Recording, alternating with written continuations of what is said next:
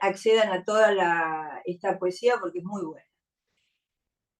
Marta, le hemos invitado a Marta, porque Marta, en la cuarta edición del libro Las voces del Super Yo, que ya es un libro de consulta, lo vuelvo a decir, pero tenemos que tener varios en la biblioteca, agregó 2 capítulos sumamente trabajados, muy minuciosamente trabajados, en los cuales desarrolla los efectos en la subjetividad de la primacía que en nuestra época tienen la voz y la palabra y la mirada. Es de nuestro interés, como grupo de investigación, pensar los usos sintomáticos que hacemos de la tecnología, así como las consecuencias epistémicas y clínicas en la subjetividad. Repito una frase que la decimos en todas nuestras presentaciones. Nosotros, los psicoanalistas y el psicoanálisis, no podemos estar al margen de la época que nos toca transitar.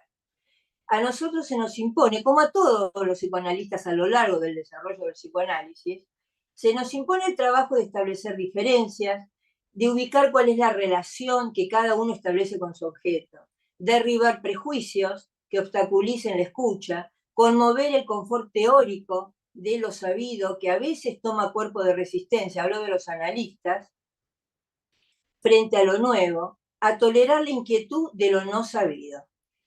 El avance de la tecnología no se detiene y abona la ilusión de lograr un poder absoluto que borre cualquier falla, cualquier encuentro con nuestro ser castrado.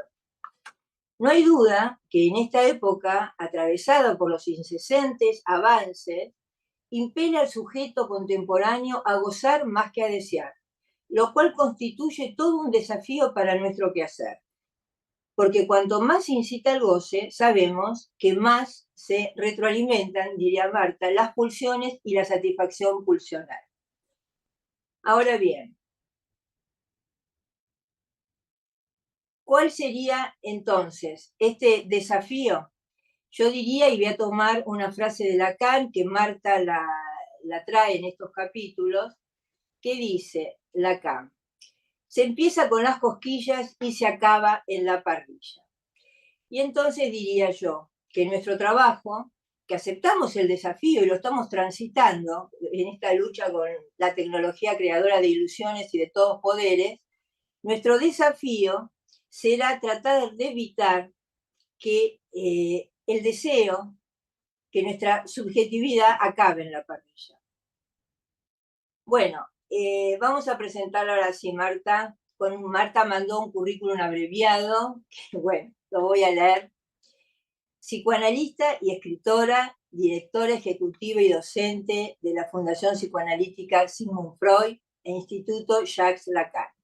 Magíster en Teoría Psicoanalítica, México. Doctora en Psicología, Universidad de Tucumán. Y postdoctora en Psicología Clínica, Universidad Católica de San Pablo, Brasil. Doctora honoris causa, Universidad Nacional de Mar del Plata. Docente de carrera, doctorado en Psicología, Universidad Nacional de Tucumán, maestrías en Universidad Federal de Pernambuco, Brasil, Flaxo, Cava, y Universidad de Aconcagua, Mendoza. Autora de los libros Las voces del Super Yo, Imperativos del Super Yo, Entre deudas y culpas, sacrificios, y Venganza y culpa, en editorial Letra Viva y traducidos al portugués. Autor y compiladora de 4 tomos sobre discurso jurídico y psicoanalítico de Letra Viva. Bueno, este es el día. Amalia, perdón que te interrumpa un minutito. Tuvimos un Dale. problema, salieron las imágenes, estuvimos con un problema en el canal de YouTube, salía el audio pero no imagen. Ahora está funcionando, pero no se vieron las imágenes que presentamos. Si te Y parece, las entonces, repetimos. Si te parece, las repetimos y haces un... repetilas, sí, Bárbaro. repetilas. ¿Cómo no? ¿Vos querés que diga algo? Si querés Bueno, decir, exacto, los comentarios que tenías sobre cada planta. no, Devenir Obra de Arte es la primera imagen que es la con la que construimos el flyer y la licenciada Rachel Golú algo va a decir sobre el tema. Seguimos del derrumbe de la subjetividad, que no se aprecia tal vez del todo, pero estos sujetos van a un pozo. Y también se va a comentar algo. La indiferencia salió cortada, bueno, el sentimiento de soledad, el sujeto ético y por último la indiferencia, como yo decía, una forma de crueldad. Bueno, con esto estaría. Sí, sí, perfecto, adelante. Bueno, Marta, ¿no?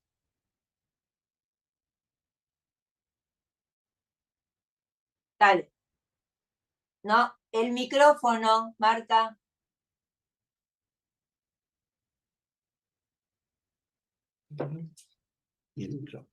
Ahí estoy. Bueno, buenas noches. Muchísimas gracias por esta invitación nuevamente. Un agradecimiento a la señora presidenta de APA, doctora Gabriela Goldstein, a su secretaria científica, Cristina Salas, como también de la subcomisión de permanencia y cambios en Analista Hoy, coordinada por la psicoanalista Amalia Barrero, para abordar el tema anunciado que ya presentamos. Bien, voy a hacer una introducción. Tal como me propusieron, me voy a referir a este simpático video desde dos lugares. Por un lado, desde el capítulo 23, Voz y Mirada, de mi libro La Voz del Super Yo, que agregué en la 4ª edición a fin del año pasado. Y también me apoyaré, como me he apoyado en todos mis libros, de la poesía de Jorge Luis Borges. Y voy a empezar con un pequeño fragmento que se llama Los espejos. Comienzo con el inicio. Yo que sentí el horror a los espejos, no solo ante el cristal impenetrable, donde acaba y empieza, inhabitable, un imposible espacio de reflejos. La verdad que Borges no puede desparramar tanta sabiduría en estas líneas al destacar de los espejos ese inhabitable, imposible espacio de reflejos, que a mi lacaniano entender refiere a lo real imaginario despojado de lo simbólico, inatrapable e imposible espacio de reflejos, eso que nos mira e incita a la mirada más allá de la visión. Porque la visión para Lacan, a diferencia de la mirada, hace la visión, hace posible el espacio de los reflejos. Domestica, erotiza, enmascara gracias a los párpados del lenguaje y de la palabra que recubren con sus lienzos la desnudez inhabitable del espacio de reflejos. Sin esos párpados del lenguaje y la palabra, hoy tan devaluado y en caída libre, no es posible la visión. Sin ellos prima la ceguera de la mirada vacía. Esa ceguera patética en Edipo, sus ojos arrojados al suelo, los que mirarían sus órbitas vacías, ejemplo más que claro de lo que es el objeto mirada como objeto A en Lacan, y sobre el que voy a insistir en relación al video. Entonces, valiéndome de este fragmento borgiano, yo subtitulé a la ponencia El amago de Narciso hoy. Las pantallas, un simulacro de espejo. El eslogan del neocapitalismo que todos conocemos es consume, goza hoy, ya. Cuanto más consumes, más libre eres. Consume, no dejes de consumir. Lo que desliza el peligro de dinamitar el deseo humano, condición del sujeto del inconsciente, lo que puede hacernos declinar en autómatas inundados solo de goce pulsional. El sujeto contemporáneo parece intentar configurarse como un amago de Narciso en la búsqueda de su imagen, un pseudo Narciso en el que prima la mirada y no la visión, que le ha sido capturada, hackeada por las pantallas y no por los espejos. En realidad, la respuesta ofrecida por la pantalla digital es por lo general una imposición de imagen que nos distancia del otro y de sí.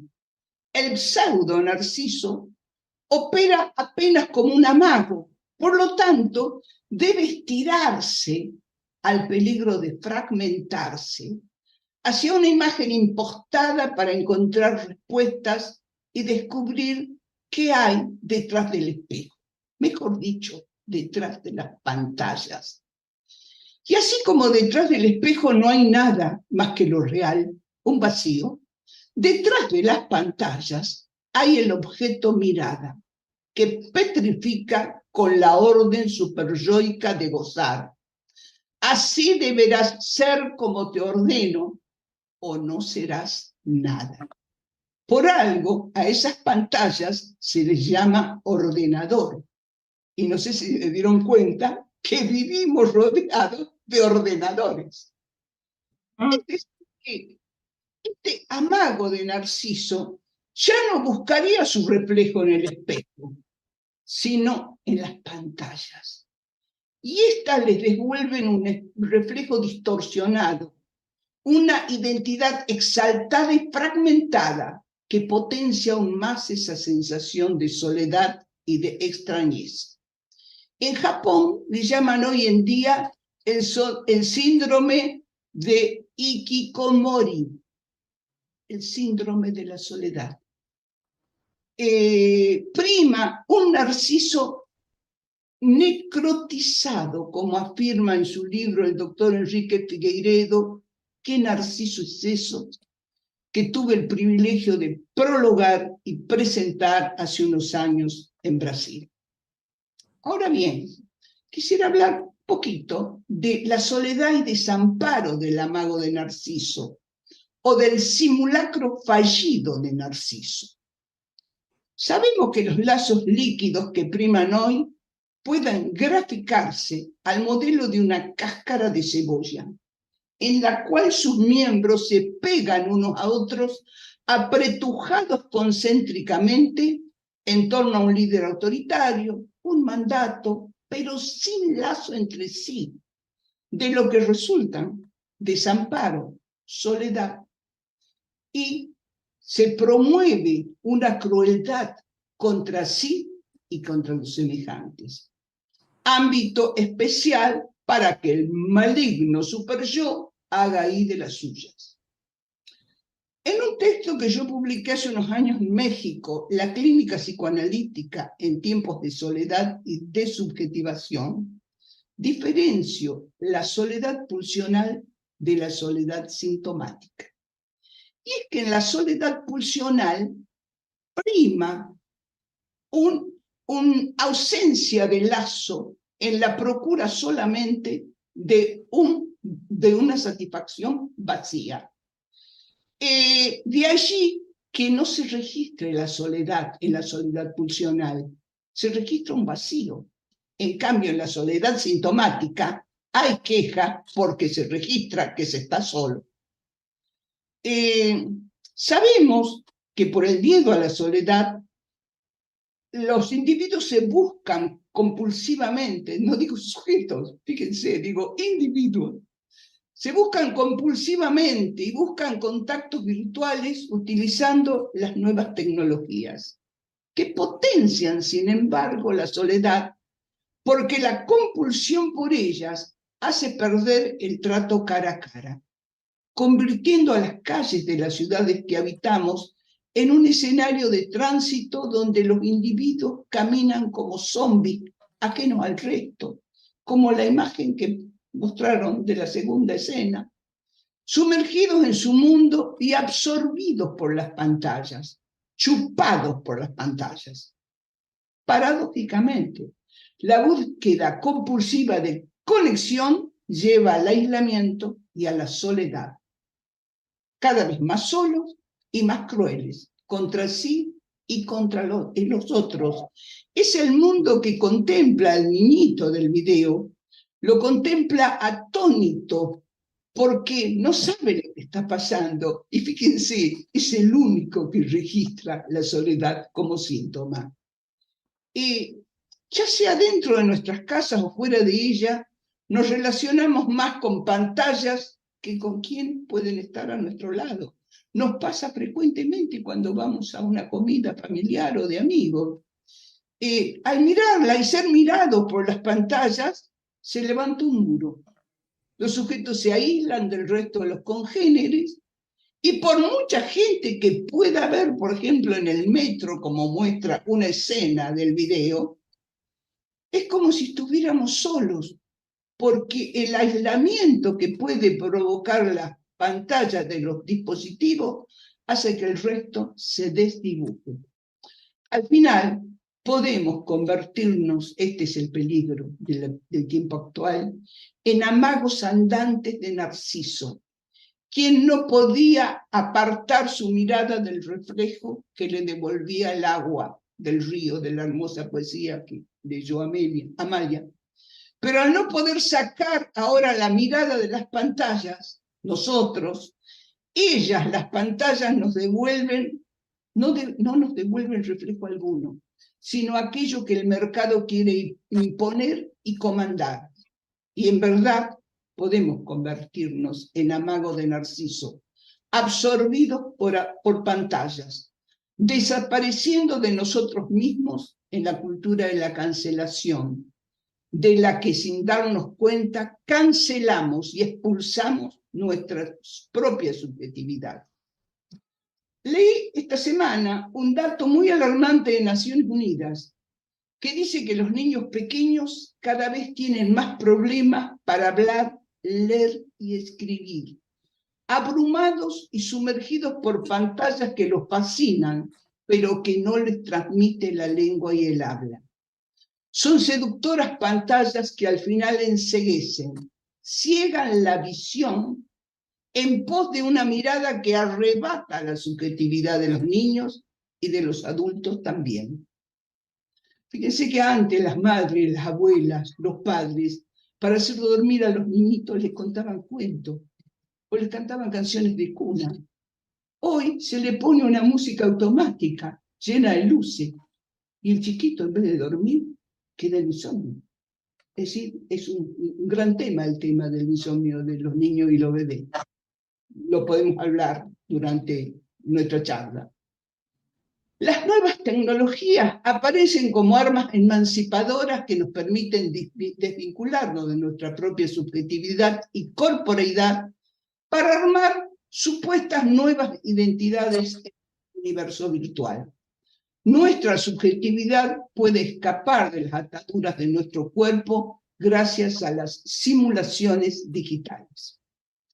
Jean Baudrillard, en su libro Pantalla Total, dice: el hecho que se dé prioridad en la red más a la red misma que a los protagonistas de la red conlleva la posibilidad de disimularse, de perderse en ella, de desaparecer en el espacio impalpable de lo virtual y no estar ya localizable en ningún lugar, ni siquiera para uno mismo. La atracción de todas estas máquinas virtuales se debe sin duda menos a la sed de información y conocimiento, e incluso de contacto, que al anhelo de desaparecer y a la posibilidad de disolverse en una operabilidad fantasmal.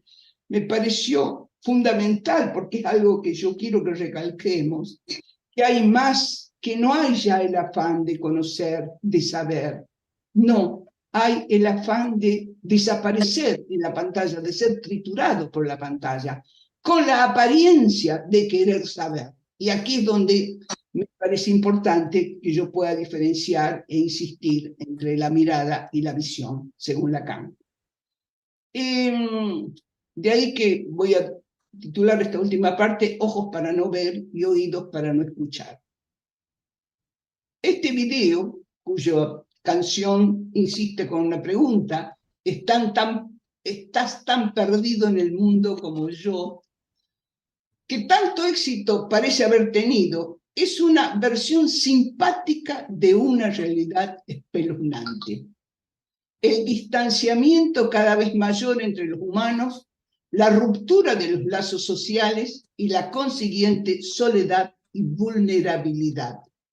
Donde la pregunta es también, ¿estás tan solo en el mundo como yo? Ahora bien, esta nueva treta del capitalismo triunfante logra, a través del uso desmedido de las conexiones digitales, dos objetivos para supervivencia: incitar la compra de chucherías, tonteras, y aislar a los sujetos. Aunque no logra impedir, por ejemplo, que hoy las calles de Francia se llenen de personas que claman por un mundo más justo y lo hacen juntándose, acompañándose, compartiendo objetivos, esperanzas o miedos. Dejan de mirar y ser mirados. Tienen la posibilidad de verse y ver. No sabemos si podrán sostener esa posición. Sin embargo, lo admitamos. Asistimos a esa pasión moderna que es la fascinación por la imagen. Pero una imagen que despoja de la visión y enseguece al sujeto. Es una imagen que lo atrapa y lo comanda superyoicamente. El mundo se transforma en una metonimia de imágenes que minimizan los significados. Solo alimento para el ojo voraz de la mirada. Esto es para la pulsión escópica. Para Lacan, el objeto mirada y el objeto voz ocupan un lugar marginal en relación a la imago del cuerpo, un fuera del cuerpo, fuera de la red libidinal del cuerpo que logra la imago corporal. Circulan por los litorales del cuerpo como objetos no libidinizados, pura pulsión, puro desecho, puro resto. El baño de la lengua y sus redes simbólicas opacan, enmascaran lo bárbaro del humano, haciéndolo circular gracias a la represión por el sistema simbólico de las prohibiciones, en suma, por la bendita castración. Es ese recurso simbólico lo que expulsa las pulsiones, lo real y el objeto A, hacia las márgenes del cuerpo. Así, por ejemplo, el objeto mirada es enmascarado gracias a los párpados del lenguaje y la palabra, y el humano puede acceder al campo de la visión finalmente erotizada, lo que le da su encanto y seducción. Cuando se elogia a alguien por la luz de sus ojos, se elogia la visión, por cierto, no la mirada. Pero al devaluarse lo simbólico como hoy, con la preeminencia de lo imaginario y lo real, el sujeto queda sin ojos para ver, porque pierde los párpados de la lengua y la palabra, que son los que posibilitan la visión.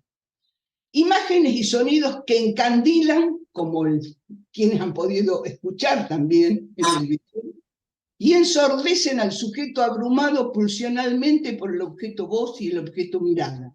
Una voz que no se oye, pero que preformatea y comanda.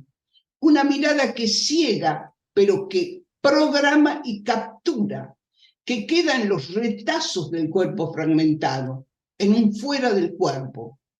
Ese cuerpo a punto de una cirugía en el video, lo que lo hayan podido ver, una mujer haciéndose la cirugía, es un símil del cuerpo fragmentado pulsional, antes del recubrimiento de la imago corporal que le dé su semblante unificado. Por eso la pregunta que ilustra el video es, ¿qué diablo están mirando en sus celulares esos seres horripilantes que golpean a un niño? ¿Qué no están pudiendo ver para llegar a tornarse tan inhumanos? Y es que es eso, están mirando, pero no están viendo.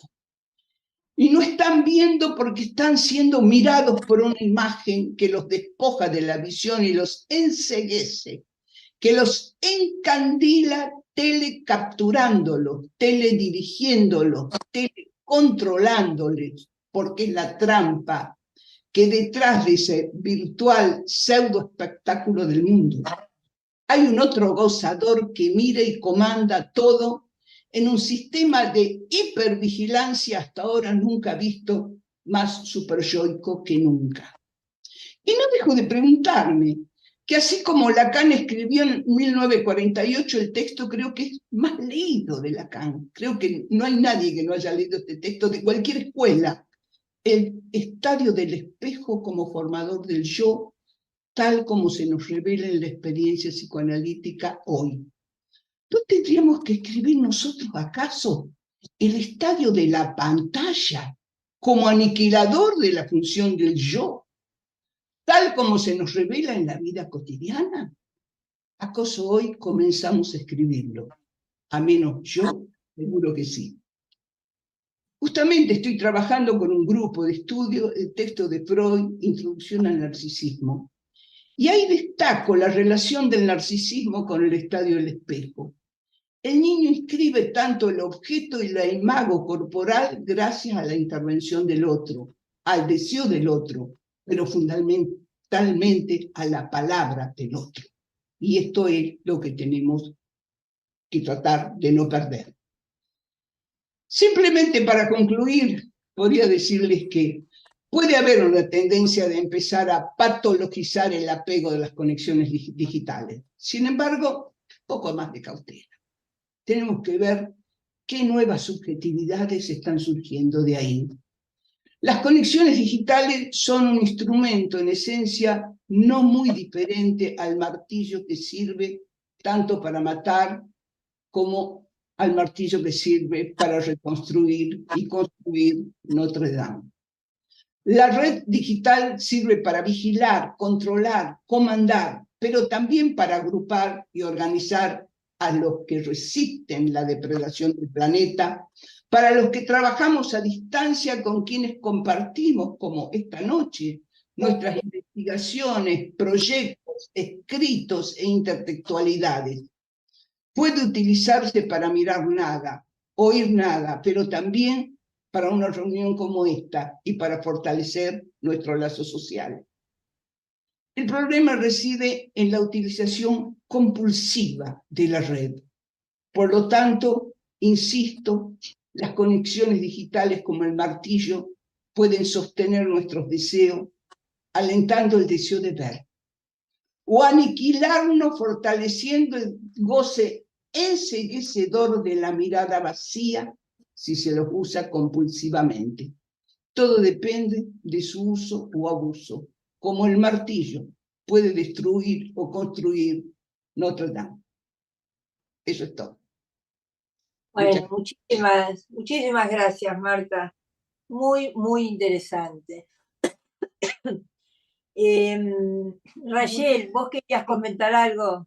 Sí, muchas gracias, Marta. Buenas noches a todos. Bueno, realmente parece que mientras nosotras nos reuníamos, hablábamos de todo esto que vos escribiste maravillosamente y que hoy vamos a tender estos puentes entre lo que nosotras vinimos haciendo, lo que vos acabás de decir, y esta foto, la que pusimos en el flyer, que la titulamos Devenir obra de arte, basándonos en un libro del filósofo alemán Boris Groys. Hay un filtro de TikTok que hace algo maravilloso en un instante.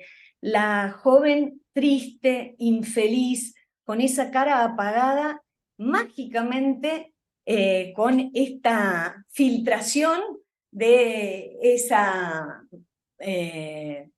magia de TikTok, se vuelve bella, sonriente y feliz.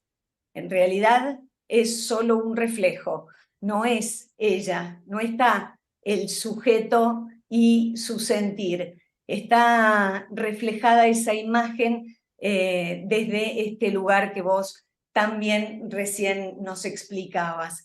Y el filtro que está siendo tan usado entre los jóvenes muchísimo, ha despertado reacciones muy complejas Y, por ejemplo, el País de España, el diario, dijo, no debería ser legal. Bloomberg dijo, es un filtro tóxico, hay que sacarlo. No obstante las críticas, la realidad es que está siendo muy, muy usado y es un salto cualitativo muy grande porque permite manipularse y transformarse en otro para ser mirado así. Por eso Boris Groys dice cómo el sujeto de hoy se está transformando en un objeto que está cosificándose y se está perdiendo a sí mismo. Este objeto que va contra el sujeto del inconsciente, contra el deseo, contra la subjetividad y fragilizando tanto los lazos sociales así. Desde este lugar pensaba, como vos traías, también el estadio del espejo, ese momento en donde hay algo del júbilo instituyente en esa anticipación por la mirada del otro que es constitutivo del pequeño hombre. Cómo hoy, frente a estas situaciones, más que eso, nos encontramos con una exaltación narcisista grandiosa que se lleva puesto al sujeto y nos transforma en ese individuo que mostramos y que queremos que nos vean de esa manera. Esto asociaba con lo que vos decías también. Maravilloso, maravilloso. Pero les quería decir, no sé si voy a meter el dedo en el ventilador porque nos están grabando. Y bueno, va a quedar grabado. Ustedes saben que hay colegas que han hecho uso de esta plataforma y ponen esa imagen en su Facebook y en WhatsApp. Que lo haga un niño, bueno, pero yo quedé impactada porque son colegas psicoanalistas. En fin, creo que hay que revisar cómo esto termina cancelando nuestra subjetividad, ¿no? Así que sí.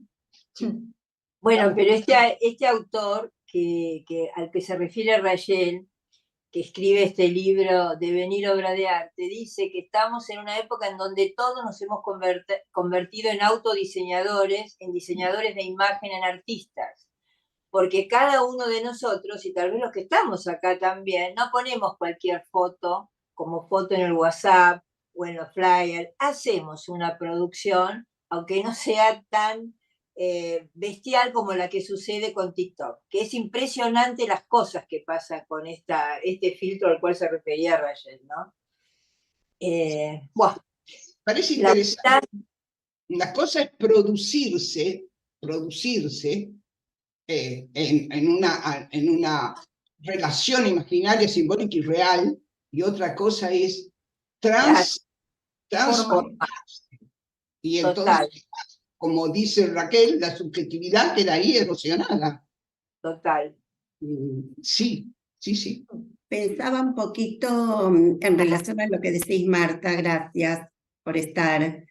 Pensaba justamente, había pensado en relación a esto, a nuestra función como analistas, que nosotros estamos inmersos en esta realidad tecnológica y que realmente tenemos que ser muy cuidadosos y trabajar mucho sobre nosotros en cómo nos afecta esto a nosotros mismos para tener esta frase que vos dijiste que a mí me encantó, ojos para ver, para no ver y oídos para no escuchar. Nosotros también tenemos que estar atentos a esa frase porque nos puede impedir escuchar y ver el material de nuestros pacientes. Me parece que es una frase que tenemos que apropiarnos nosotros mismos, también como analistas, ¿no? No es solo en relación a los pacientes. Es así. Silvia quería decir algo, me parece. Sí, Silvita. El micrófono, Silvia, micrófono. No sé si quería contestar Marta, le quería contestar a Laura, ¿no? Yo me quedé me quedé así como pensando en la disquisición que hace Marta respecto del tema de la soledad, porque es un tema que aparece fuertemente en el video, ¿no? En este niño perdido, buscando que le presten atención. Y bueno, digamos, cómo esto de algún modo no le hace juego al desarrollo de la subjetividad, y pensaba ¿qué respuesta tenemos? Del mismo modo que lo plantea Laura, ¿qué respuesta tenemos los psicoanalistas frente a esto, ¿no? En estos procesos nuevos en donde la tecnología tiene una impronta tan fuerte, y me quedo pensando en esto de la ligazón de representaciones, ¿no?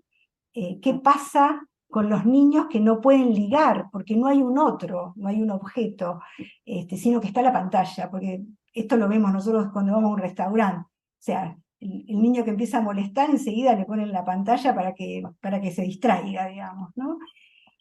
Esta falta, y me pareció muy interesante, Marta, la disquisición que haces de la soledad pulsional y de la soledad sintomática, ¿no? Me gustaría que lo amplíes un poco, porque me parece que efectivamente hay dos tipos de soledades, incluso tratadas en la historia por autores post-freudianos, que yo, Winnicott y Melanie Klein se ocupa muchísimo del tema de la soledad. Y me quedé pensando en esto, me gustaría escucharte, digamos, cómo lo planteas. Sí, mira, con respecto a lo que estás diciendo, nosotros no solamente lo vemos en un restaurante, lo escuchamos en el relato de los padres. Sí.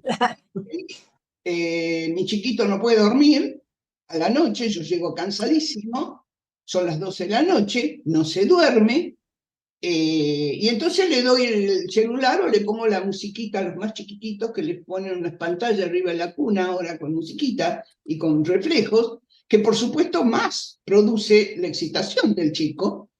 Entonces yo, por ahí, como yo le digo a los pacientes, yo me puedo dar muchos lujos. Y entonces yo le digo al paciente, pero mire, como yo soy viejita, ¿le puedo preguntar una cosa? Soy abuelita, ¿usted no le canta canciones a su chiquito? No le cuenta cuentos, no le canta. No, ¿cómo le voy a cantar? ¿Qué es eso? ¿Cómo le voy a cantar? ¿Qué cuentos le voy a contar? Si a mí tampoco me contaron muchos cuentos. Bueno, es impresionante. Ahora, no sé qué vamos a hacer con esa ausencia de relato. Yo creo que tenemos que insistir, así como en algún momento hubo la escuela para padres, tendrá que volver a surgir esto, porque es muy impactante esto, ¿no? Y eso genera un estado de vacío muy grande. Recrudece lo pulsional que tendría que estar en los márgenes del cuerpo y se instala en todo el cuerpo. Ahí aparece ya la cuestión de la soledad pulsional, que me pareció interesante en su momento hacerla, porque una cosa es la soledad pulsional, y yo me daba cuenta que hay pacientes que están muy solos y no registran la soledad. Registran un vacío, hay una queja, pero no registran por qué, no se preguntan por qué están solos, qué generan con el otro para estar solos, y la verdad que genera un rechazo total. A uno mismo como analista les cuesta seguirlos. Sí, yo le preguntaba a una jovencita que me decía, y sí, a mí nadie me aguanta. Y le digo, pero vos te preguntaste qué te pasa, por qué, así muy dulce, no muy kleinianamente se lo dije. Y vos no me vengas a preguntar estas cosas. ¿Vos quién sos para preguntarme estas cosas? Y yo decía para mí adentro, si yo que soy la analista y me está pagando, me responde así, a la otra gente. Y te imaginas que ahí está una respuesta porque está tan sola, pero no lo registra. Es como algo atravesado pulsionalmente que no puede generar la pregunta. Caso, claro. En cambio, la sintomática, que uno lo escucha en el análisis, es la soledad. ¿Pero por qué estoy sola? ¿Qué cosa genero yo en el otro? ¿Qué hago yo? Ahí empezás a sintomatizar y empezás a darte cuenta de las cosas que generás. Y ahí puede haber un cambio. Pero a mí me asustó ahora ver el auge de esa soledad pulsional, de esas masas de gente pegadas como capas de cebolla una a la otra tras una consigna, y no hay lazo. Entonces no hay lazo social, no hay relato, no hay palabra, no hay escritura, no hay textualidad. Es esto, es esto. No sé, no sé cómo vamos a hacer, pero creo que tenemos que pelear mucho por esto. Sí. Nosotros muchas veces... Ah, perdón. No, Dale. quería agradecerte, Marta, porque de algo que nosotros vimos el video, y el video es muy crudo, a mí me impactó muchísimo, hasta pensé, bueno, yo tengo ganas de trabajar este video, porque realmente me generó mucha angustia, porque me identifiqué mucho con el niño. Entonces me puse a pensar que por suerte todavía hoy tenemos un montón, el niño es una metáfora de nosotros los que aún sentimos, de los que conectamos, tenemos una mirada que conecta con el otro, registramos, y me parece que sí, que hay todo un camino que hay que transcurrir en nuestra práctica y como en la sociedad, ¿no? ¿Cómo podemos hacer para cada vez, digamos, acotar más toda esa fragilidad del yo que aparece hoy en día a través de toda esta exceso uso de pantallas? Yo justo el otro día me encontré con un autor uruguayo de APU, Víctor Guerra, que escribió un artículo sobre el aumento del síntoma diagnosticado de autismo en los niños. De golpe hay autismo por todos lados en exceso. Y entonces él dice que tiene que ver con la dificultad en el encuentro intersubjetivo, ¿no? Donde primero, para que haya una simbolización, tiene que haber una presencia, para después tener una ausencia. Entonces, hay un tema ahí con la presencia, ¿no? Esto de no le canta, no le cuenta cuentos, no se conecta la mirada una madre cuando da el pecho, mira el celular. Tenemos que estar muy atentos a las consecuencias de todo esto. Y me parece, además, te quiero agradecer porque tu presentación fue además poética. A mí me resultó como muy poética, y armaste con algo tan crudo, algo de muy didáctico y a la vez bastante creativo y poético. Y creo que eso, la creatividad, es lo que también nos salva de toda esta situación. Sin duda. Yo te agradezco, Gabriela. Cuando Amalia me mandó ese video, yo quedé también impactada como vos, y yo decía que me produjo la misma angustia, ¿no? Y creo que para salir de la angustia tuve que apelar a la poesía, tuve que apelar a Borges. Me leí todas las poesías de Borges sobre los espejos, que dice cosas maravillosas, del tono que dije, ¿no? Porque andaba tratando de poder diferenciar la cuestión de la mirada y de la visión, que me lo habían pedido que lo diga con claridad, y me parecía que el video justamente marca eso, ¿no? Gente que hace exceso de uso de la mirada y no de la visión. No se pueden ver, están alucinados, ¿no? Están chupados. Y no lo pueden ver a ese chiquito que es el único que mira, el único que ve. El resto está enceguecido, y nos pasa esto en las reuniones familiares, en las reuniones con amigos. Nos reunimos y cada uno está con su celular al lado. Es decir, cuesta mucho generar este tipo de cosas, ¿no?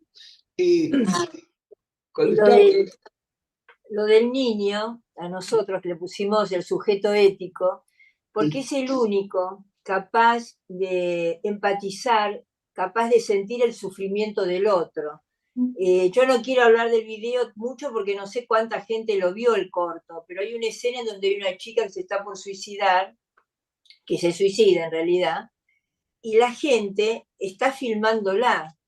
No están mirando horrorizados, están tomando y siguen todo el trayecto de la caída, no sé si se acuerdan, y la única lágrima aparece en este chico, que es el único que puede sentir el sufrimiento del otro. que no queda indiferente. Lo mismo que cuando está en el subte, que a una chica es molestada, y él es el único que tiene ganas de intervenir, aunque no se anime. Pero bueno, el tema de no perder esa capacidad de alojar y de sentir el sufrimiento del otro, creo que es un trabajo nuestro, realmente, que por ahora somos alojadores en ese sentido y de alguna manera estamos tratando de que esta subjetividad, este sujeto del inconsciente, como vos decís, freudiano, ¿no? Que está atravesado por el lenguaje, bueno, tratar de no perderlo.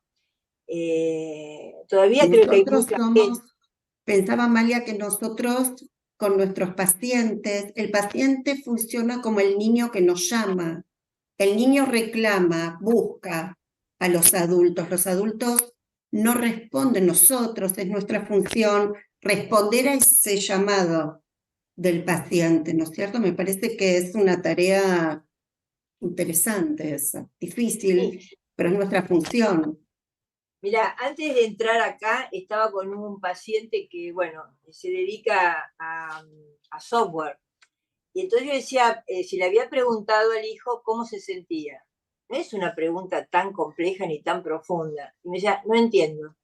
¿Qué es esto? Vos fíjate, ¿no? Entonces yo decía, a ver, ¿cómo estás? Le hacía yo el roleplaying para el hijo, ¿no? ¿Cómo estás? ¿Cómo te sentís? No me parece, no entiendo la pregunta, ¿a qué me llevaría eso? A todo esto era porque el chico había dicho que estaba muy mal, ¿no? No podía preguntarlo. Decía, no entiendo la pregunta. No, es increíble esta situación. Claro que el tema, Amalia, es, digamos, cómo se desarrolla la subjetividad y esta cosa de poder entender lo simbólico, porque de repente el no entender es que no hay capacidad simbólica. Y uno se Hay una pregunta, bueno, fragilización ¿cómo, del yo, sí, hay cómo, una cómo? fragilización digo que hay Claro. una fragilización del yo tan grande que todo lo que le pasa no puede con su angustia y entonces piensa que todo es un ataque. No puede pensar, necesita automáticamente rechazar y defenderse de todo lo que viene.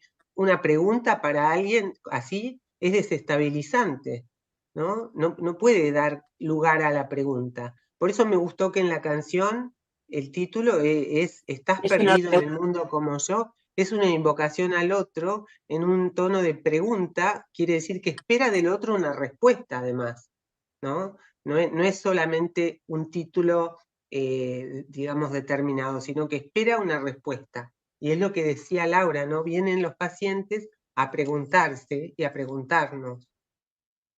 Me parece Yo que eso es una pensaba tarea. también, Marta, retomando un poquito la imagen en donde hay un derrumbe de los sujetos en el pozo y los que vieron el video hacia el final, hay una caída generalizada de las personas.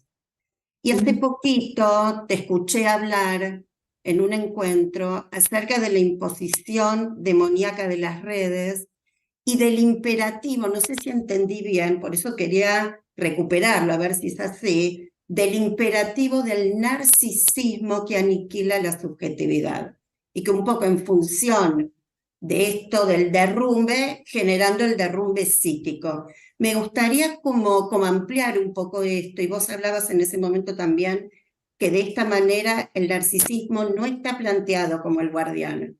Entonces se me ocurrió pensar si no es una trampa mortífera, ¿no? Que genera el derrumbe psíquico y un poco recuperando la imagen de Amalia del suicidio, incluso el límite de la muerte de un sujeto. Me gustaría si podés como ampliar algo de esto que a mí me interesó mucho, ¿no? Super yo y narcisismo. En el meollo del texto de Freud, Introducción del Narcisismo, él empieza a plantear así como de a poquito la cuestión del super yo sin nombrarlo. Sí. Y ahí va quedando claro cuando uno avanza, cuando Freud hace la diferencia entre el ideal del yo y el yo ideal, cuando hace esa diferencia, empieza a notar que está poniendo que ahí el narcisismo no es solamente el guardián de la subjetividad, sino que hay algo ajeno que va a estar siempre asediando esto. Y todavía Freud no le pone nombre. Claro. Pero con respecto a lo que él habla de la paranoia, algo va anunciando, que después lo va a decir un poquito más claro en Psicología de las Masas, y ya lo dice claramente en El Yo y el Ello.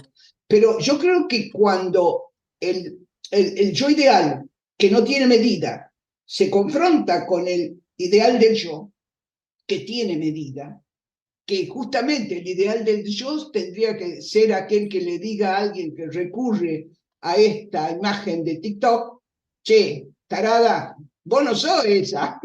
Esa imagen que te devuelve TikTok, vos no sos esa. Eso te diría el ideal del yo.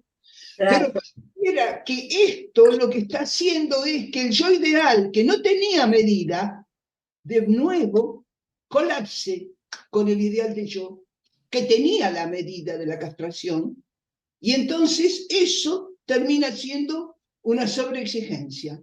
Y entonces la gente forzosamente tiene que recurrir a TikTok, tiene que recurrir a esa imagen, y gracias a ese video, que lo tuve que ver 100 veces para entender un montón de cosas, que las cosas que transmite son fantásticas, y que yo creo que los que están viendo van a ir a verlo si no lo han visto. Recién entendí una cosa que yo no entendía nunca: porque la gente me mandaba fotos y selfies de sus comidas, y no de ellos, de lo que están comiendo. Sí. Se me ocurre mandarle a alguien una foto de lo que estoy comiendo o del café con leche que estoy tomando. Es decir, ¿por qué mandan esto? Salvo, qué sé yo, que hagan unas comidas exquisitas, unas empanadas tucumanas de serie, y entonces sí muestro mi obra de arte. Pero no entendía esto, y claro, es la deserotización, la deslibidinización. No es el placer de comerme una empanada tucumana, sino la imagen que le muestro al otro que estoy comiendo, y que el otro entre en una rivalidad total con esta situación que yo como. Pero este es lo más jodido, lo más difícil: la deserotización. Claro. Entonces, deserotización del cuerpo, deserotización de la comida, deserotización de no poder cantarle a un chiquito una canción de cuna. También me decía un joven, es muy gracioso como los jóvenes se dirigen a mí, me dicen muy protocolarmente señora. Entonces, señora, yo no entiendo, es el cumpleaños de mi señora, y yo le llevé un hermoso celular que traje de Estados Unidos, y lo miró con desprecio. Y yo le dije: ¿pero no será que tu señora quería que vos le regalaras un beso, una flor? ¿Y de dónde saco una flor?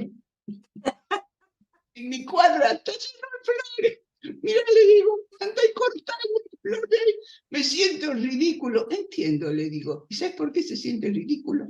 Porque para no sentirse ridículo tiene que erotizarse.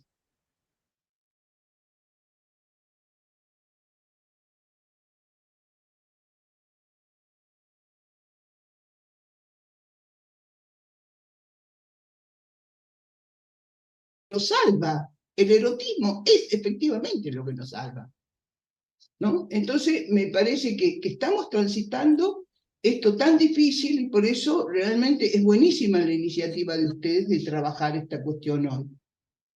Que me entusiasmaron, ¿no?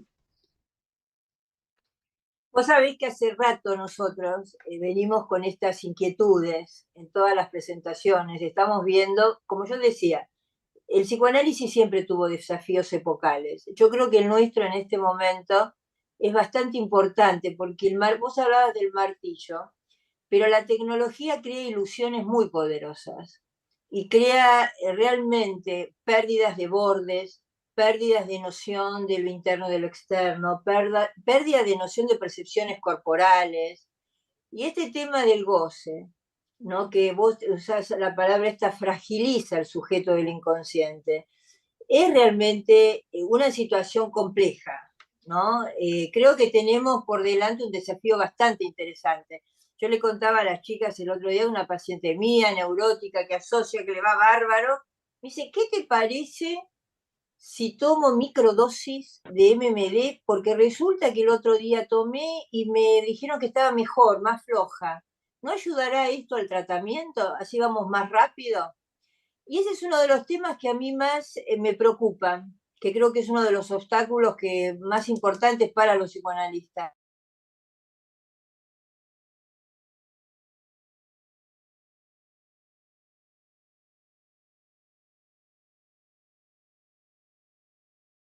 Para ciertos procesos. Pero el ya se impone bastante, ¿no? Apuremos. Sí, ¿qué es el MMD? Una droga. Droga. Sí, sí. Bueno, eso entra junto con todo esto, ¿no? Que Claro. todo tiene que ser vertiginoso. Todo tiene que ser vertiginoso. Ahora, qué importante esto en función de todo es vertiginoso y todo se puede ahora y se...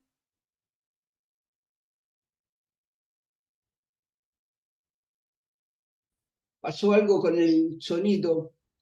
Sí, Rachel se cortó, Se colgó. Y colgó. se colgó. Problemas de internet. Pero de todos modos, alguien le puede retomar lo que Rachel quería decir. Ahora No, te sí, escuchamos y te Rachel. vemos, Rachel. Ahora, ¿Me Ahora te escuchan? Ahora sí. Ahora sí.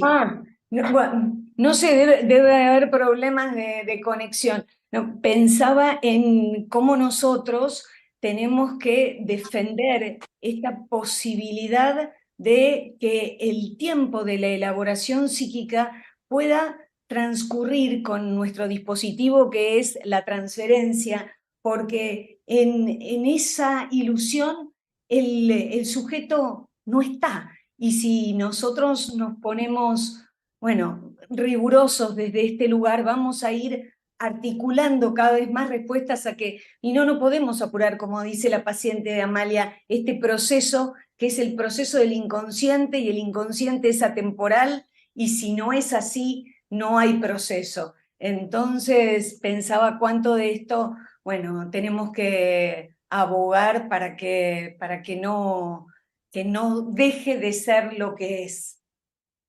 Eso sí. hay gente, Rachel o Que tengan Gabriela, preguntas. Sí, En Zoom no. bueno, No sé, si quieren les comento de YouTube. o- Hay 81 mensajes, muchísimos saludos desde Tucumán, desde Santiago del Estero. Somos como una actividad muy federal, parece, incluso del exterior, desde Neuquén. Bueno, muchos saludos y de todas partes del país. Y muy buena temática, todos coinciden. Pedro dice, claro, se debe prevenir desde la atención primaria de la salud y educar a familias y padres, si no queda todo en un debate intelectual sin sentido. Beatriz Seltzer pregunta, ¿esta situación enfermante sería la causa del aumento de la agresividad en nuestra actualidad, representada tan dramáticamente en varios lugares de nuestro mundo? Por ahora hasta ahí. Perla Frenkel quiere hablar, pero tenés el micrófono silenciado. Dos preguntas cortitas. Una, lo pulsional no sintomático de lo que vos hablás, Marta. Bueno, gracias por toda la presentación, un lujo como siempre. Lo pulsional no sintomático es sinónimo de goce. Sí, claro. Es Totalmente, ¿no? Porque podríamos decir de goce, autoerótico, todo lo que sigue a eso. eso, es el goce. Y la otra cosa, ¿qué pensás con esto de que a falta de cuento y canción quieren compensar con el tema del colecho? Bueno, nos vamos a los extremos. Vamos a los extremos, porque a falta de eso, sí, a mí. Disculpe, pero me asusta. Rachel dio un punto central de esta reunión, que es que se niega la castración. Es decir, cuando dice todo se puede, cualquier imagen es buena, se puede ser libre, se puede ser joven, eternamente libre, se puede hacer lo que uno quiere, apurar los tiempos totalmente. Bueno, la cuestión del colecho implica que no hay castración. Entonces, me parece que hay una cuestión que es fundamental, que, bueno, pero sabemos que hay muchos colegas nuestros, psicoanalistas, que auspician la cuestión del colecho. Y bueno, es un tema que lo tenemos que trabajar, que lo tenemos que discutir. Y yo diría que para que pudiéramos empezar nosotros a dar el ejemplo, que yo pienso que las reuniones nuestras deberían ser, así como hemos hecho ahora, hemos trabajado un video, pero hemos trabajado textos, no solamente un video, hemos trabajado textos. Y que sigamos trabajando esos textos, y que sigamos intercambiando nuestros escritos, nuestras intertextualidades, para no quedar solamente en la cuestión de la imagen, porque ese es un punto de arranque que a mí me preocupa mucho en la formación analítica hoy. Hay gente que escucha un montón de seminarios en la semana, y yo digo, pero ¿cómo podés escuchar tantos seminarios? No hay posibilidad de procesar. Y entonces escucho, pero ¿y cómo haces para procesar? Yo necesito 4 horas a la mañana todos los días para estudiar, leer, procesar, y eso no me lo toca nadie. Eso no permito que me lo toque nadie, eso es sagrado. Entonces, me parece que es fundamental que podamos nosotros también trabajar toda esta cuestión de los intercambios, de las lecturas, de los textos, y bueno, ver la cuestión del colecho es una cuestión que yo le llamo sin vergüenza, ¿viste? Es un plurito, es una cuestión incestuosa. No, es una cuestión incestuosa, pero bueno, está auspiciado, está auspiciado. Yo he tenido pacientes que han venido con esa cuestión, donde yo dije, esto no va a prosperar, aquí la transferencia no va a prosperar, porque era mucho más fuerte el otro sujeto supuesto saber que auspiciaba. Claro. Por ahí hubo una rendijita donde se pudo trabajar alguna línea, y bueno, la mamá empezó a plantear la necesidad pulsional de tener ese objeto con ella para no dejarse tocar por su pareja. Y entonces, bueno, cuando ya aparece una cuestión sintomática, ya podés desarmar esto. Pero yo creo que es la versión más terrible del niño tomado como cosa y como objeto en la cuestión del colecho. No va a menguar nada la cuestión pulsional eso. Sí. Silvia, ¿querías decir algo? No, te estaba escuchando. Pensaba que los pediatras son los que me parece que promueven más estas cuestiones. No sé si los psicoanalistas, algunos probablemente sí, pero hay algo como ligado a la moda, pero que atenta en todo caso contra, y atenta, y digamos, y vuelve a realzar todo este tema, esta problemática del proceso de crecimiento de los chicos, pero bueno.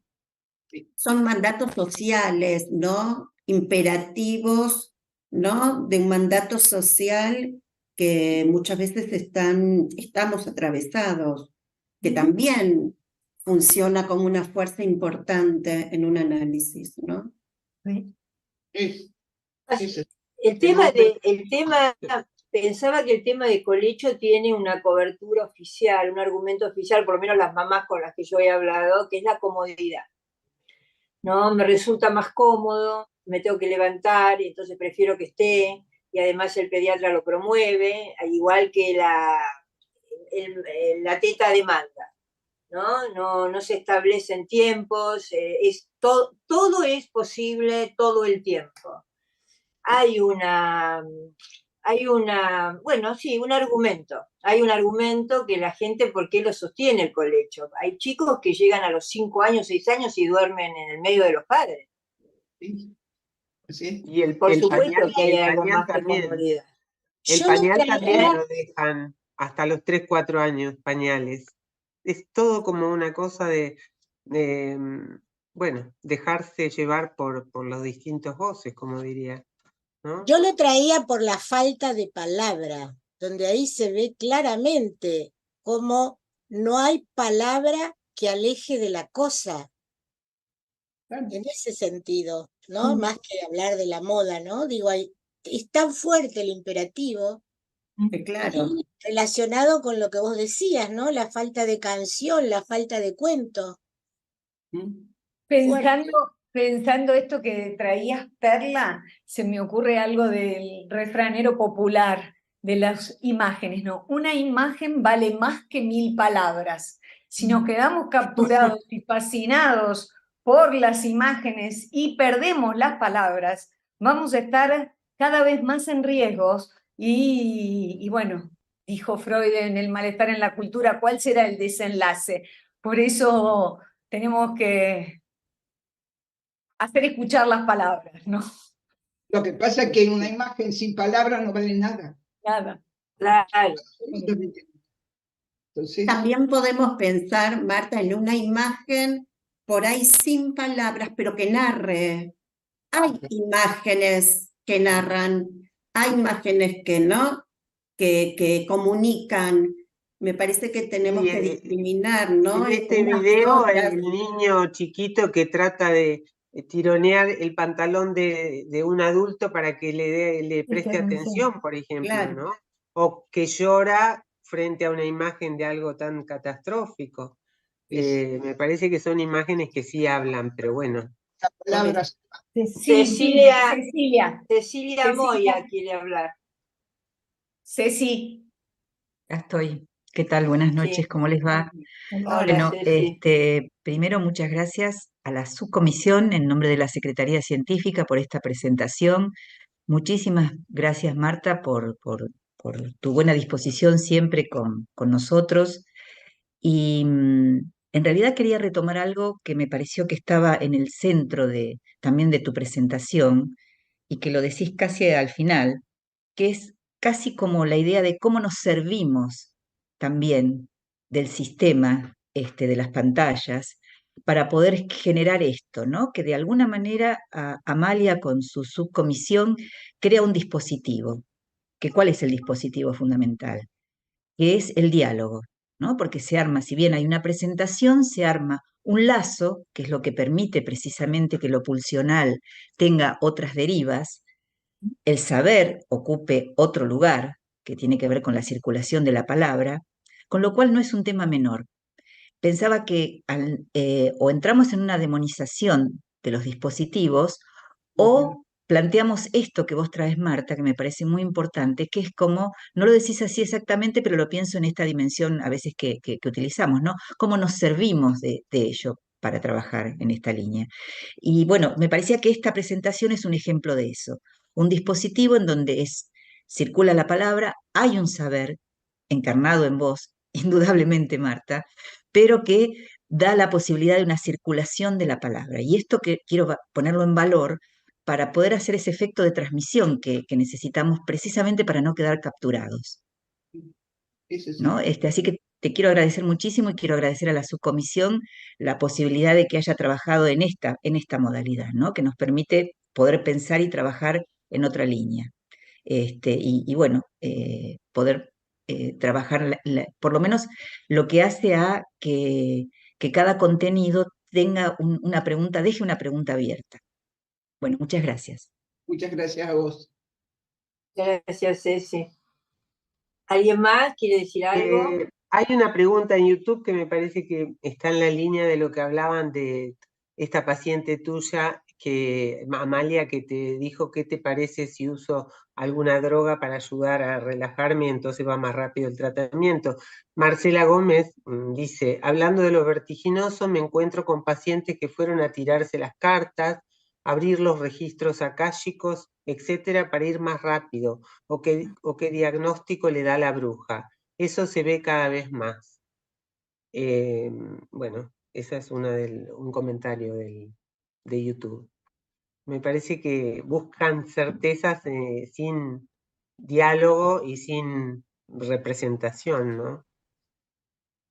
Es así, y todas las terapias alternativas ofrecen esta cosa mágica que rápido se va a producir un cambio. Y luego vienen los pacientes que han atravesado todas esas terapias alternativas y como desechos empezamos a trabajar nuevamente con ellos. Eso es un problema serio. O las constelaciones. las famosas constelaciones. No, tenemos mucha competencia. Igualmente estamos trabajando mucho los psicoanalistas. Quiere decir que todavía este sujeto, ¿no?, del inconsciente, que llamamos ese sujeto freudiano atravesado por la represión, todavía está funcionando y sigue demandando. Igualmente creo que tenemos buenos desafíos por delante.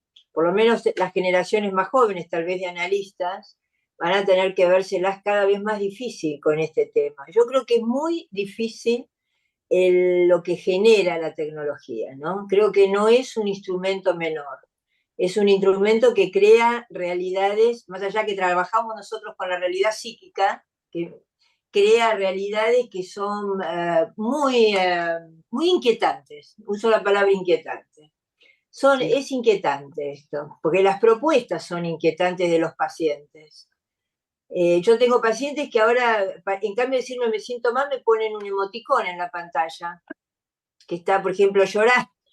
Sí, pero son cuestiones que te cortan, ¿viste? Es el proceso. Estamos ahí conversando y me ponen un emoticón con una lágrima. Quiere decir que no se siente bien. No, me siento mal. Ponen el emoticón en grande. Es decir, Claro, pero- están sucediendo.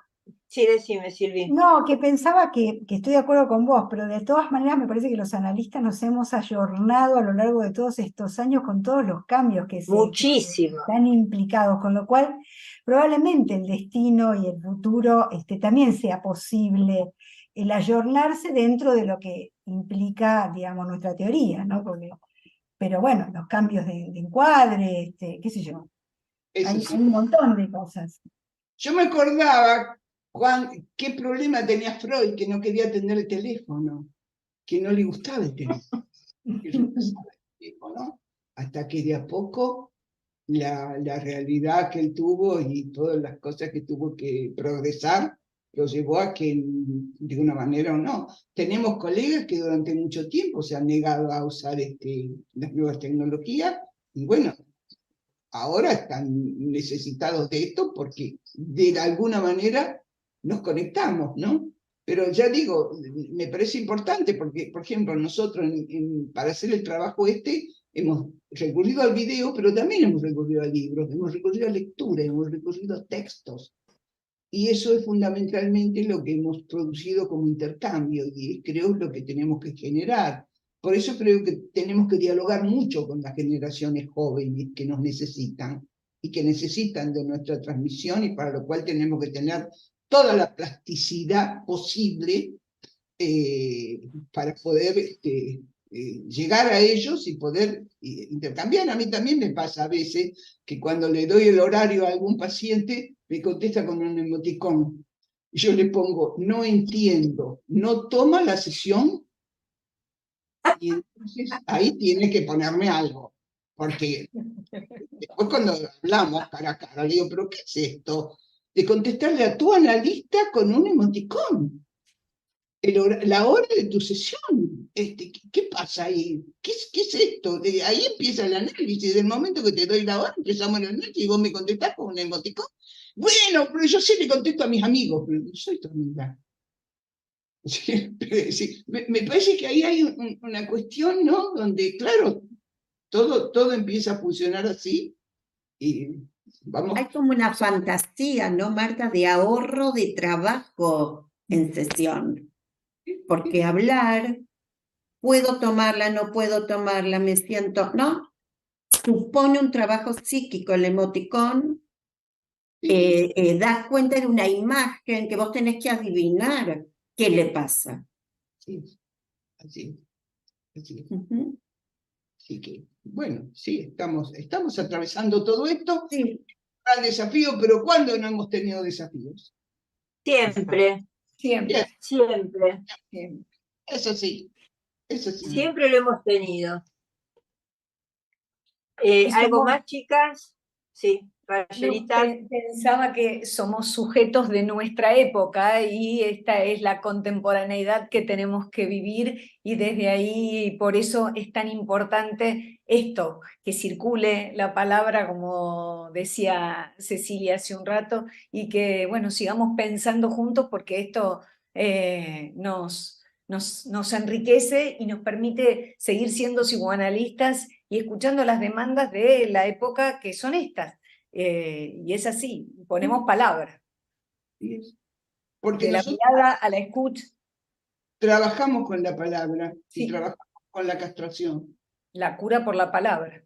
Sí. Con la palabra y en relación con la falta. Sí.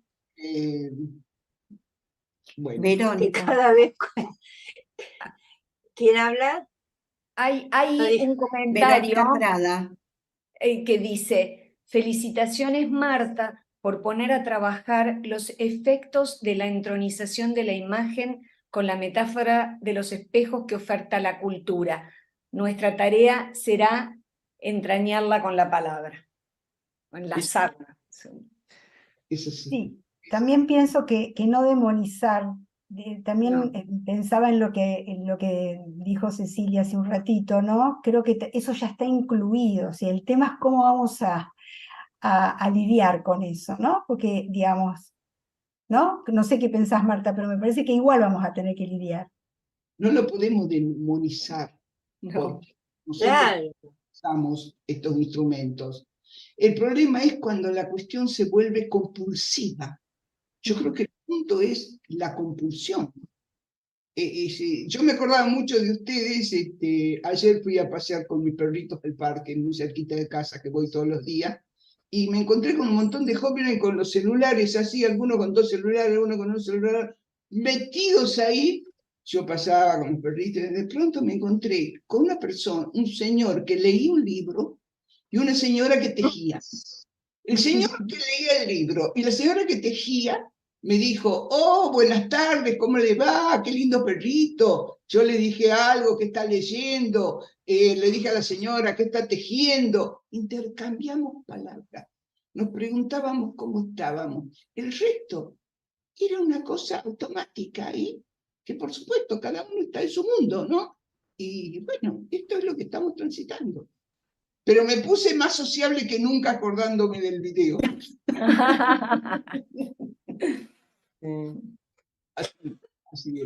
Así es. Bueno, Sí. ¿hay algo más, chicas, para Sí. seguir conversando? ¿Alguien quiere preguntar algo? ¿Cómo venimos? No, me parece que son más comentarios y por ahí.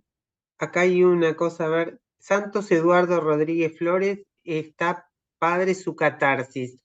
Ya se nota que es alguien que no es de Buenos Aires, ¿no? Cómo habla, está padre su catarsis. ¿Cómo se sienten cuando sus pacientes se comunican con ustedes por la utilización de la tecnología? Bueno, eso lo venimos hablando hace rato largo, ¿no? Y después Debe ser otra... de Colombia o de México. Porque, México. Sí. Pero ¿cuál es la pregunta? No, bueno, no hay, pero Un la pregunta comentario. sería cómo nos sentimos nosotros cuando los pacientes se comunican con nosotros por la utilización de la tecnología. De eso estuvimos hablando entre lo que sucede, ¿no? Pero bueno, gracias por la ponencia, Marta, dice Pau. Aún soy estudiante de psicología, estoy en mi último año en un NCO y este tipo de charlas es de gran ayuda para la formación. Eso es para subrayar, me parece, que esta actividad la están viendo y escuchando en lugares muy lejanos y esto también es un producto del uso de las tecnologías a Claro. favor, ¿no? Entonces, si podemos usarla para todo esto, va a ser para bien, ¿no? Me parece que en ese sentido tenemos que tratar de ir. No hay más preguntas en Logro de YouTube. ustedes y de lo que ustedes armaron y del proyecto de investigación de ustedes. O sea que adelante, colegas, adelante. Por eso cada vez que Amalia me propone algo, primero yo quedo así como diciendo, después de escuchar esa canción, y luego entro, porque siempre proponen cosas recontra interesantes y yo calculo que debe tener un buen efecto en la institución y en APA y en los colegas de APA, esto que ustedes hacen y proponen. Así que, adelante. Y volviendo a la Gracias, canción, Marta. si estás perdido en el mundo como yo, por lo menos nosotros, si estamos perdidos, tratamos de buscarnos, ¿no? Y de encontrarnos. De encontrarnos. La llamamos a ¿Cómo estamos? Marta y ella nos responde. No como el Exacto. niño. No como el- Respondemos. Bueno, yo creo que tenemos que ir dejando ya, ¿no? Chicas, ¿quién no maneja el fin? ¿Quién maneja el cierre de esto? Vos, Amalia, Vamos a coordinar vos. ahora. Gracias, Marta. Gracias. Bueno, Marta, ya te dijimos gracias muchas veces. Yo te incorporaría a nuestra subcomisión, Marta, ¿sabes eso? Pero sé que estás muy ocupada y no vas a aceptar ser miembro de nuestra subcomisión. Pero bueno, estoy muy contenta y estamos muy contentas que acepte nuestra invitación. Estamos muy, como vos decís hace rato, que estamos con esto de la tecnología y de verdad no la demonizamos porque no tenemos este pensamiento maniqueo, ¿viste? Esto es útil, depende cómo la usemos y tenemos que estar advertidos porque a veces hay prejuicios, que esto es muy importante para nosotros los analistas, sobre todo de cierta edad, ¿no? No tener ciertos prejuicios, porque son temas que vale la pena que los pensemos, porque van a ser parte y son parte de nuestra realidad y de nuestro quehacer psicoanalítico. Y bueno, yo estoy muy a favor de la tecnología y muy agradecida de la tecnología en la posibilidad de que seguí trabajando en toda la pandemia, como nos ha pasado a la mayoría. Si no, sin tecnología nos hubiésemos quedado sin trabajo, ¿eh? Hubiésemos estado sin trabajo mucho tiempo. Pero de estas reuniones tratamos de los excesos, no de los buenos usos. Acá se habla de los excesos y de las dificultades que trae aparejado. Vos usaste una palabra, varias, pero cincelando nuevas subjetividades, decís en uno de tus capítulos, se están cincelando, me gustó la palabra cincelar, nuevas subjetividades de las cuales todavía hoy no podemos dar cuenta. Y creo que esa es una realidad. Creo que van a aparecer y se están sincerando nuevas subjetividades y todavía no podemos dar cuenta. Estos trabajos son un poco para estar advertidos y estar pensando en todo esto que está apareciendo cada vez más fuerte. Bueno, eso es todo. Yo creo que hemos logrado un clima de diálogo y te agradecemos de nuevo. Y yo terminaría, ¿no? ¿Quién nos desconecta? ¿Quién nos Gracias, ordena? Marta. Guillermo se fue a dormir. Se fue a dormir, Me Guille. parece. Está divina la Felicitaciones. problemática. ¿Quién nos desconecta? Justo. Gracias. Gracias. Gracias a todas. Adiós. Ah. Gracias, Marta. Un placer. Adiós, gracias a Gracias usted. al equipo. Gracias, gracias.